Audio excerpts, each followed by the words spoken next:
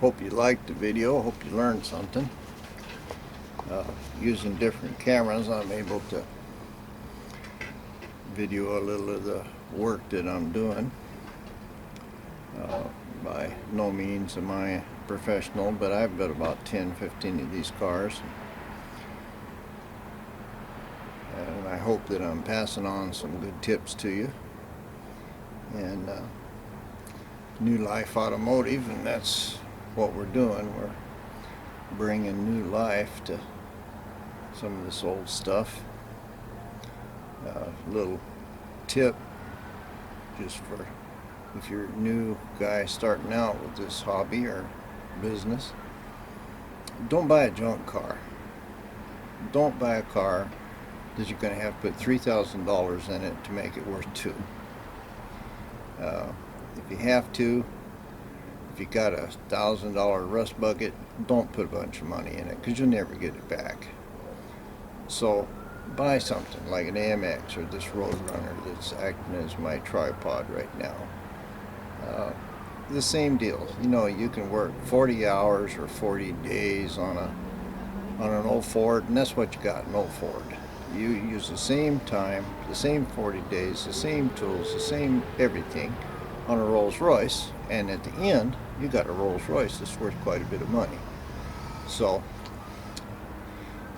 don't just get junk because it's free or it's cheap, because you're going to put more money in it than it's worth to start with. So when you start on something like this, unless you just love that particular thing, that's going to make all the difference in the world. If you love it, it's just making a difference what it is. But just to give you some advice, don't start with junk. Start with something that will be worth something when you're finished. And when you do it, like here, nobody's ever going to see this. It's inside the trunk. I got a tremendous amount of work here that's underneath the bumper, behind the license plate. You're never going to see that. But be true to your own self. If you see something that's wrong, fix it right. And don't start with junk, because if you start with junk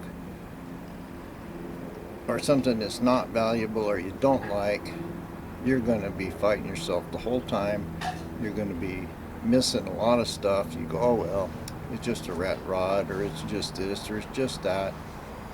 And when you get done, a person can walk up to it and they can feel your intention. They can feel your decisions and your postulates. You know, they know that this thing is junk from one end to the other. They just pick it up. So don't start with junk, and that way your work will be much, much better. You'll enjoy it. You won't be fighting yourself the whole time. Should you do it? Should you not do it? Do it the best you can, and when you're finished, your project is going to just glow. Even though it's all painted, nobody's ever going to see it through that paint.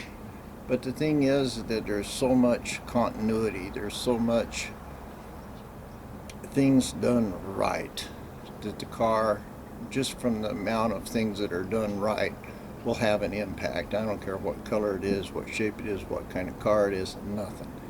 But people will be able to tell that it was done right. And if you're going to sell it, that's what sells the car. The guy thinks it's done right. It's not just, you know, oh well, close enough from one end to the other. Try to do it as best you possibly can, and don't start with junk, and that's the best tip I can give you. Thanks a lot for watching. And by the way, if you like this video, I'm trying to grow the channel, hit like and subscribe. It'll help me. It'll get my videos out there. More people will see them, and hopefully everybody will be better. Thanks a lot. Have a nice day. Bye bye.